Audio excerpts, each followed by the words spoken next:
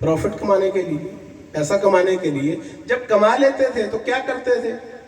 तो सीरतुन नबी हमें ये बताती है कि वो अल्लाह के रास्ते में खर्च कर देते थे। अच्छा, हम कमाते हैं मगर अल्लाह के रास्ते में खर्च करने का वो जो जज्बा है, ये हमें सुन्नत रसूल पे अमल करना पड़ेगा। सिर्फ कमाना नहीं है सुन्नत, कमाने के बाद उसको खर्च करना। कुरान पाक का आगाज हो रहा है तो ईमान वालों की निशानियां बताई गई हैं। क्या? कि ये किताब जो है, ज़ालिकल किताबु ला रैब फीह, ये किताब वो है जिसमें कोई शक व शुबा नहीं। हदायत देती है, हुदल लिल मुत्तकीन, हदायत देती है मुत्तकीन को, अहले तकवा को। और वो कौन है? हुदल लिल मुत्तकीन अल्लज़ीना युमिनूना बिल गैब, जो गैब पर ईमान रखते हैं। जन्नत कहाँ है? गैब। दोज़ख कहाँ है? गैब में नजर तो नहीं ना आ रही। ये करामुल कातिबीन हमारे साथ है, किसी को नजर आए? आप अस्सलाम वालेकुम कहते हैं नमाजों में, कभी वालेकुम सलाम की आवाज आई? वो कहते हैं, मगर हमारे वो कुव्वत समात नहीं है अभी। यहीं बहिश्त भी है, हूर और जिब्राइल भी है, तेरी निगाह में अभी शोखी है नजारा नहीं। यहीं पर ही गौसे आजम हुए। को मरने के बाद ज़ुहदुल अंबिया नहीं बना, मुश्किल कुशा नहीं बने, इसी जिंदगी में बनकर गए मजहर नूर खुदा दाता गंज बख्श अली हजवेरी। इसी जिंदगी में ये 4 रोजा जिंदगी, सुबह दोपहर शाम, यही उनके पास थे, यही हमारे पास है। तो हम इसका क्या इस्तेमाल कर रहे हैं?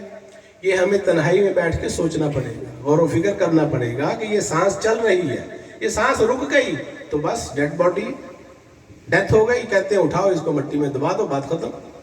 अब मिट्टी में जाने के बाद वहां हजूर आएंगे नहीं आएंगे, ये आपके अमलों के ऊपर इसका फैसला होगा। उसके लिए आपको यहाँ पक होना चाहिए, जर्रा बराबर शक नहीं होना चाहिए। यहीं आपको तस्दीक हो जाए कि हुजूर आएंगे, क्योंकि आपको पता हो हुजूर तो रोज आते हैं मेरी ख्वाब में। यहीं बहिश्त भी है, औलिया कामिलीन, बुजुर्गान दीन, इनकी जिंदगियों का मुताला करें तो गरीब गुरबा लोग थे, शरीफाना जिंदगियां गुजारी, जंगलों में गए, नंगे पांव है, न कहीं जूता है न कहीं कपड़े हैं।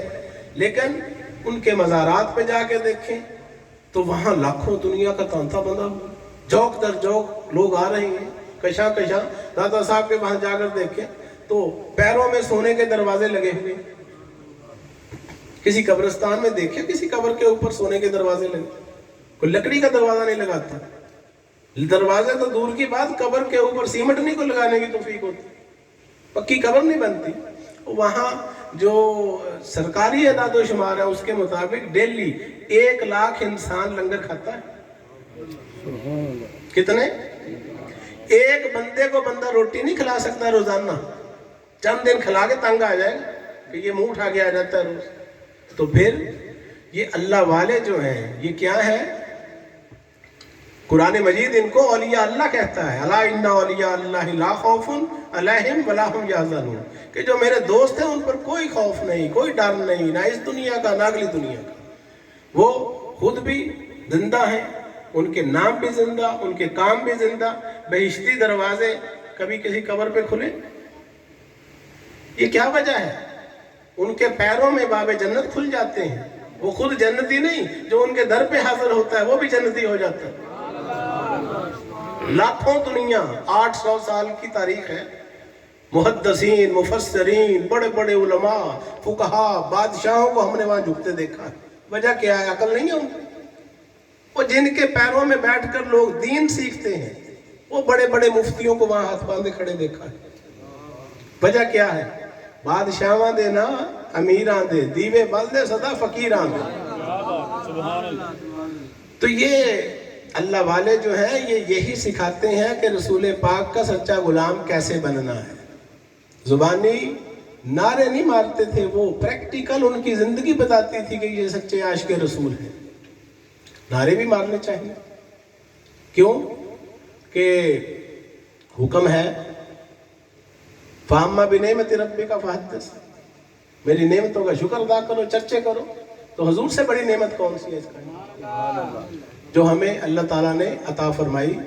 तो صحابہ کرام کے سامنے حضور تشریف فرما ہے، آپ نے اپنی زبان مبارک کو پکڑ کے فرمایا کیا میرے صحابہ تم مجھے اس کی ضمانت دو، میں تمہیں جنت کی ضمانت دیتا ہوں۔ یہ معمولی چیز نہیں ہے، صحیح ام الفساد ہے، سارے فسادوں کی جڑ ہے یہ زبان۔ یہاں سے ساری لڑائیاں جھگڑے فساد شروع ہوتے ہیں۔ تھانے کچہریاں صبح بھرے ہوتے ہیں نا، آپ ان مقدموں کی کیسوں کی ڈیپتھ میں جا کر دیکھیں تو یہی نظر آئے گا کہ ہر لڑائی کا آغاز زبان سے ہوا تھا۔ تو اس کو جس نے قابو کر لیا، جو خاموش رہا وہ سلامت رہا، حدیث رسول صلی اللہ علیہ وسلم، جو خاموش رہا وہ سلامت رہا، جو سلامت رہا وہ نجات پا گیا۔ تو بولے کم سنے زیادہ، کیوں کہ اللہ نے زبان کو 32 دانتوں کے شکنجوں کے اندر قید کر کے رکھا ہوا ہے۔ یہ اس چیز کی علامت ہے، ورنہ زبان کو باہر لٹکا دیتا اللہ، اس کو اندر رکھنے کی زیادہ ضرورت ہے۔ اور ان کو باہر نکال دیا کانوں کو کہ سنو زیادہ بولو کم۔ حضرت لقمان سے پوچھا کسی نے کہ آپ نے کی عقل اور دانائی، سورت لقمان ہے قرآن مجید میں، اللہ تعالیٰ نے پوری نازل کی، ان کی حکمت اور دانائی کی اللہ تعریفیں کر رہا ہے، خود دانائی دینے والا۔ تو حضرت لقمان سے پوچھا گیا کہ آپ کے پاس یہ عقل، دانائی، یہ علم، حکمت کہاں سے ہے، کہاں سے آپ نے سیکھی عقل مندی؟ تو انہوں نے فرمایا کہ بے وقوفوں سے۔ عقل مندی کہاں سے سیکھی؟ بے وقوفوں سے۔ کہ جی وہ کیسے؟ کہ جو کام وہ کرتے تھے میں نہیں کرتا تھا، میں عقل مند بن گیا۔ جو بیوقوف کرتے ہیں وہ آپ کام کرنا چھوڑتے جائیں، آپ عقل مند بن جائیں گے، بیوقوفی سے نکل جائیں گے۔ تو بس عقل مندانہ اشارہ کافی ہے۔ میری طبیعت ناساز ہے، گزشتہ 2-3 دن سے بخار بھی ہے، لیکن اس محفل میں حاضر ہونا باعث سعادت۔ ہر سال کی طرح کئی سالوں سے اس کی صدارت میرے ذمے ہے۔ یہ سہیل بھائی، حاجی اشرف صاحب، ان کی محبت کھینچ لاتی ہے، اور ایسی ایسی ہستیوں کی یہاں زیارتیں، علماء کرام کی، آپ لوگ جس محبت میں یہاں آئے ہیں، تو یہاں سے کوئی میسج آپ کو دینا یہ ہماری ذمہ داری ہے۔ ہم خانقاہوں والے، مساجد والے، مدارس والے، درسگاہوں والے، یہ ہماری ڈیوٹی ہے کہ ہم نے اللہ کی مخلوق کو اللہ کا پیغام پہنچانا ہے، ڈیلیور کرنا ہے، تاکہ آپ جب گھروں میں جائیں تو آگے پھر پریکٹیکل لائف ہے، عمل کرنا ہے۔ حضور بچوں کو سلام کیا کرتے تھے، یہ میلاد شریف جن کا منایا جا رہا ہے، وہ ہستی بچوں کو سلام کرنے میں پہل کرتے تھے۔ ہم میں سے کون کرتا ہے؟ یہ چھوٹی چھوٹی باتیں ہیں جو دراصل میں بڑی باتیں ہیں۔ تو بچوں کو عادت ڈال، آپ خود کریں نا سلام، تو بچے خود بخود آپ کو سلام کریں گے۔ ہم کہتے ہیں نہیں ہم بڑے ہیں تو ہمیں سلام کرنا چاہیے، بچوں کو چاہیے ہمیں سلام کریں۔ اور رسول پاک سے بڑا کوئی تھا؟ ہم کہاں سے بڑے بن گئے ہیں؟ حضور ان کو سلام میں پہل کیا کرتے تھے۔ تو یہ عادت ڈال لیں مصافحہ کرنے کی، معانقہ کرنے کی۔ اس سے پھر فرمایا کہ ایک دوسرے کو تحفہ دیا کرو، اس سے محبت بڑھتی ہے۔